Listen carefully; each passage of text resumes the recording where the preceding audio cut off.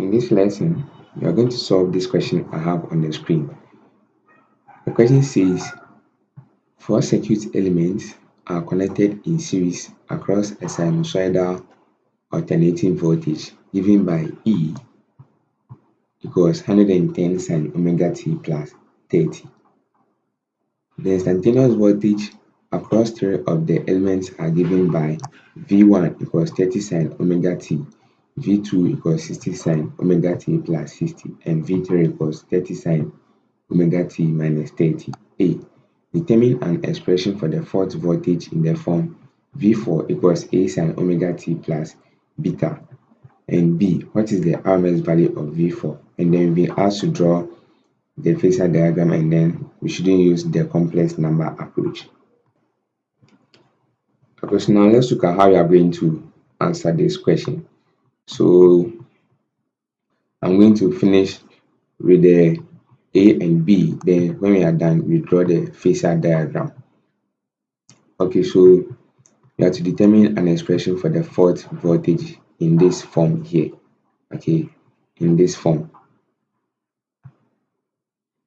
Okay, so let's look at how we are going to do this. So we've been told that the four circuit elements are connected in series. Okay, so which means that the total voltage will be equal to the sum of the voltage drops in the circuit. So I will have the total voltage E to be equal to V1 plus V2 plus V3 plus V4. Okay, they are vectors. Okay, they are vectors. That's why I have this arrow on them, because they have what magnitude and then direction.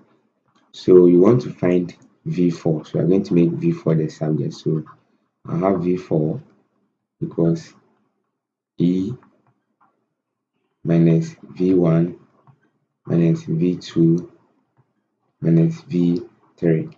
Okay, this is what I have. Okay, so we've been told not to use complex number approach. Okay, so what we're going to do here is that we're going to resolve each of the given voltage into x and then y components. Okay, then after that you will add their components separately. So when you take the total voltage E, it has x and y components. We are going to find this x and y component. Then we do same for V1, V2, and then V3. Then we add this component separately. That is, we add the x component separately, then we add the y components also separately. And then that will be the x and y component for V4. So let's go ahead and then do this. So for E, okay, for E, it will have x and y component, right? So let me name this EX and then EY. Okay, so from here, I think from here we are going to need the phasor diagram. Okay, we are going to need the phasor diagram. So I'm going to draw the phasor diagram for just E. Okay, I'm going to draw the phasor diagram for only E. So let's say this is my reference line, okay, which is the positive x-axis, and then this is my positive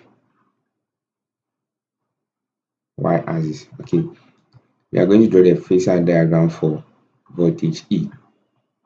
So we know the amplitude to be 110, and then we know the phase angle to be 30 degrees. Okay, we know the phase angle to be 30 degrees.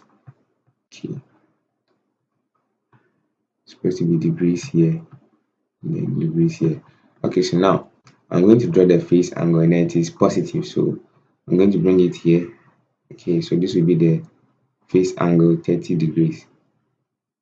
Okay, and then this will be the 110. Okay, so now this is the phasor diagram for E. Okay, so in this case, you see that E has an x and then y component. Okay, this is the x component, and then this is the y component. Okay, so you are going to find the x and y component of what? E. So let's go ahead and then do this. So from here, I can see that cosine of 30 degrees equals what? The adjacent side, which is what? x over the hypotenuse, that's 110. So in that case, I'm going to have x to be equal to 110 cosine of 30 degrees. So that'll be the x component. Okay, and then I'm going to have the component to be y equals 110 sine of 30 degrees. Okay, so those are the x and y components for E. So I'm going to have Ex to be equal to 110 cosine of 30 degrees, and then Ey to be equal to 110 sine of 30 degrees. Okay, so that was for E. Okay, so I'm going to do same for V also. We're going to do same for V also. So I'll start with the first V value, which is V1. Okay, so I'm going to free up some space, then we continue.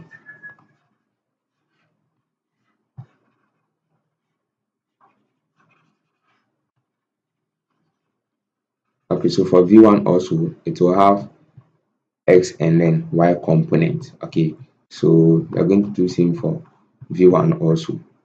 So for V1, okay, I'm going to find its x and then y component. Okay, so let's look at how you're going to do this. So I'm going to draw the phasor diagram for E1. Okay, so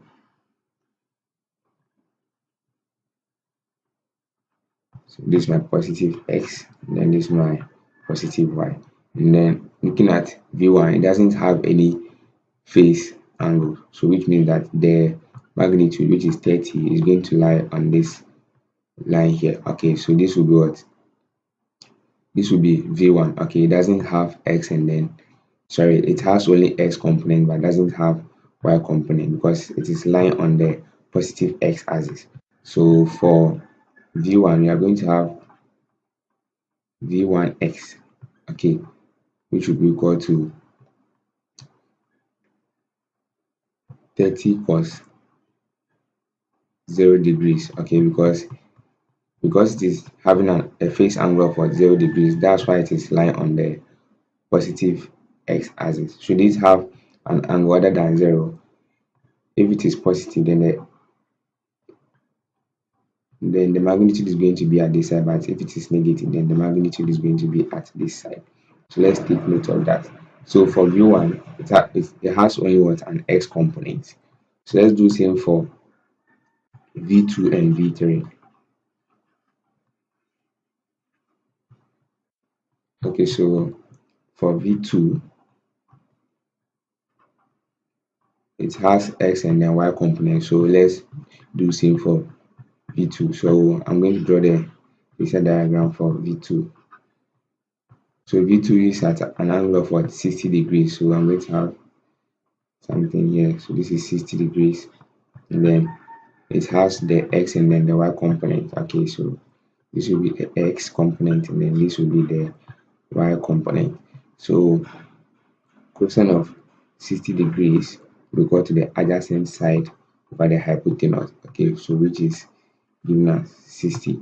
So over 60. So I'm going to have the x component to be equal to 60 cosine of 60 degrees, and then the y component will be 60 sine of 60 degrees. So let's write this down. So V2x will be equal to 60 cosine of 60 degrees, and then V2y will be equal to 60 sine of 60 degrees. So we're going to do same for the third voltage. Okay, we're going to do same for the third voltage.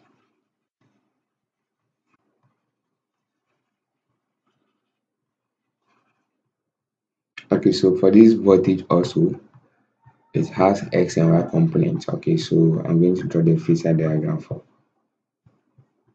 this. Okay, so it has an angle of what, negative 30 degrees, so it is going to be below the positive x axis. Okay, so this will be the 30 degrees.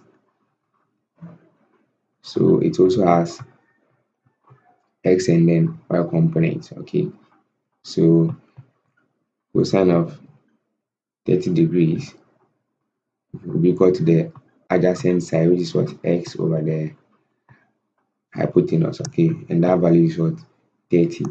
Okay, so over 30, so I'm going to have the x component to be equal to 30 cosine of what, 30 degrees. Okay, the angle is negative, so we can make it negative, and then the y component is going to be 30 sine of minus 30 degrees. So those are the x and y components for V3. So I have V3, the x component is V3x. Okay, and this is equal to 30 cosine of minus 30 degrees, and then V3y equals 30 sine of minus 30 degrees. So those are the x and y components for the voltage quantities that we know. So now let's go ahead and find the unknown voltage.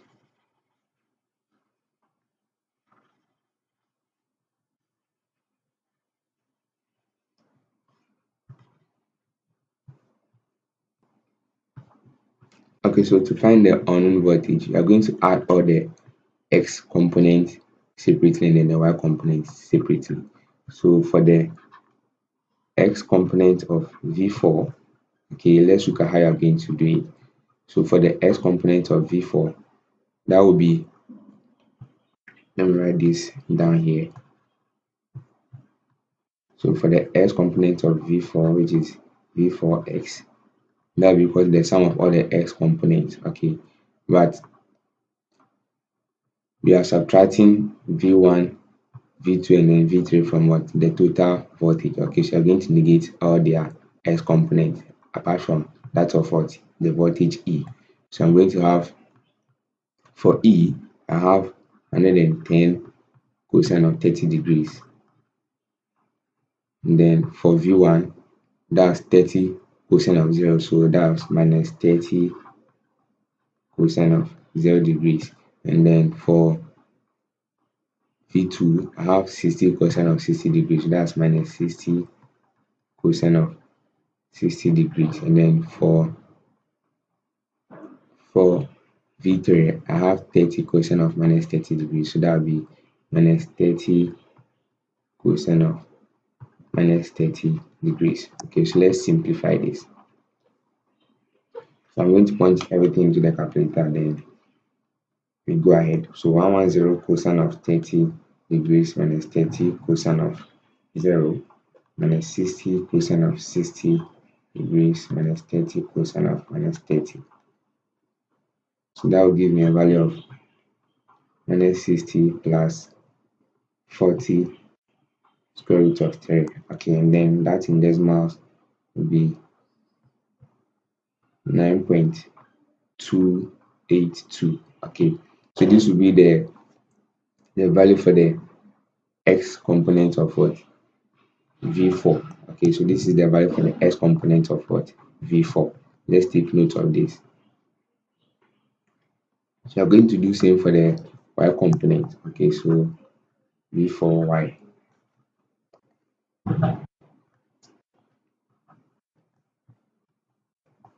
V4y. Okay, so let's do this.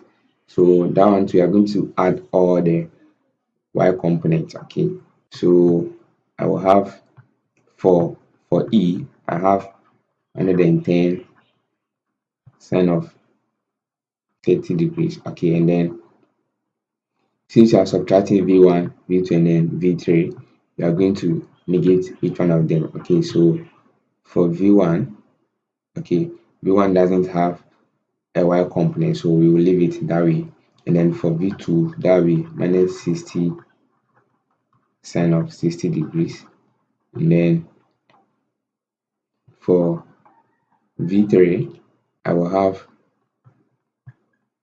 minus 30 sine of minus 30 degrees. Okay, so let's simplify this. So I'll have 110 sine of 30 degrees minus 60 sine of 60 degrees minus 30 sine of 30 degrees.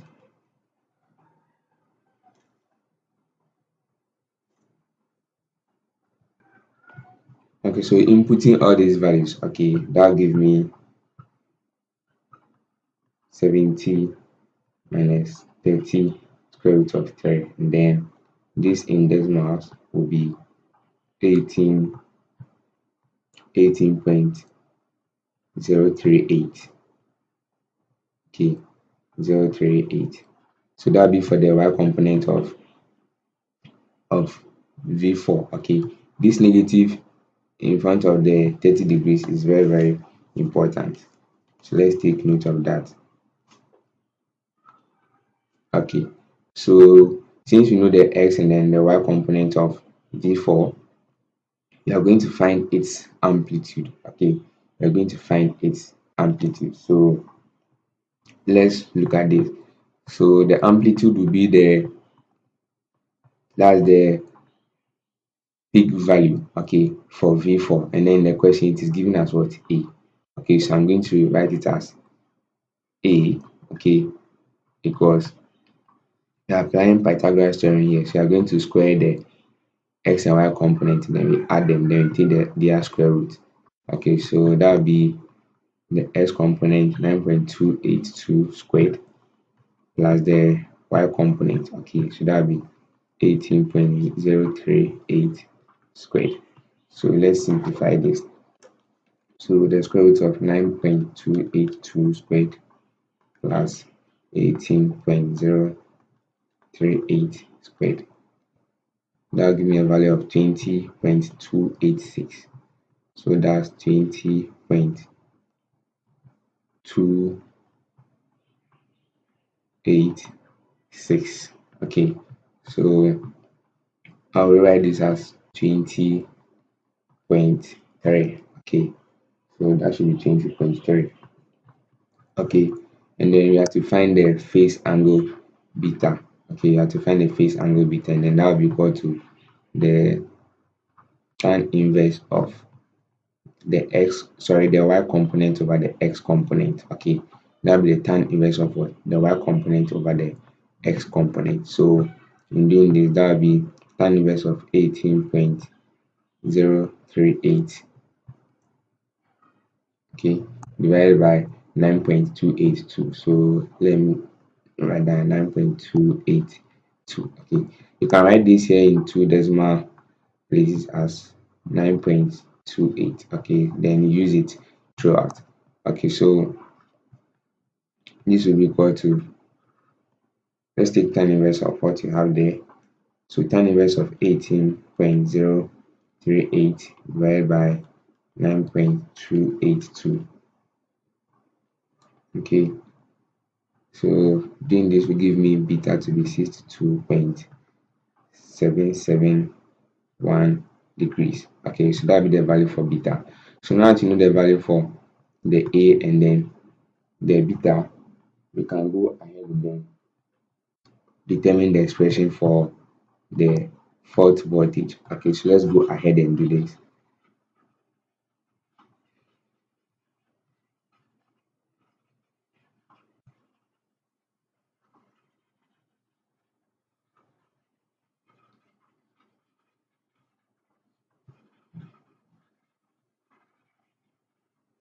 Okay, so we're going to have, we are giving the general expression as V4 because A sine of omega t plus beta. Okay, and then we know the value of A and then we know the value of beta, so we just substitute it into this expression. So that will be A, which is 20.3 sine of omega t plus beta, which is what? 62.771 degrees, which I write as 77. So that will be 62.77 degrees. Okay, so this will be the expression for V4. Okay, so this is what? V4. Okay, so now the question B says that we should find the RMS value of what? V4. Okay, the formula for finding the RMS value of a sinusoidal quantity is given as the RMS value equals what? The peak value over the square root of what? 2. So in this case, you are finding the RMS value of V4. Okay, so V4 RMS will be equal to the peak value, which is A, over the square root of what? 2. Okay, so that will be 20.3 over the square root of what? 2. Okay, so let's simplify this. So 20.3 divided by square root of 2. So that will give you a value of 14.3543. Okay, then I'll simplify this into 14.35 volts. Okay, so this will be the RMS value for V4. So now let's look at how you are going to draw the phasor diagram. Okay, so drawing the phasor diagram, let me draw my reference line here. Okay, so this is my X, and then I will have the Y here also. Okay, all right, so I'm just doing this, okay, so that I know where the faces are lying. Okay, so this is my reference line. Okay, this is my reference line.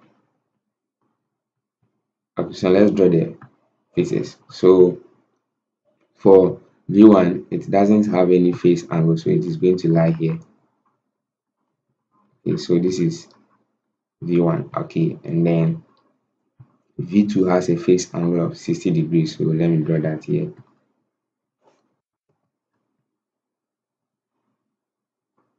That's an error.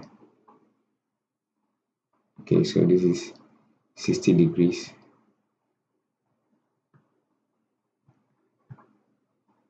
60 degrees, that's V2. And then V3, for V3, it has a face angle of what? Minus 30 degrees. So that's going to be somewhere here. So this is 30 degrees. And then this is V3. And then E is at an angle of what? 30 degrees. Okay, so let's draw the phasor also. So I'm going to remove this 60 from here. And then I'll draw E. So I have E here. Okay, so its angle is 30 degrees. And then that of V2 is what? 60 degrees. Let me bring it here. Okay, so now let's draw the phasor for V4 also. So the phase angle is 62.77, so which is a little more than that of V2. So let me draw this here. Okay.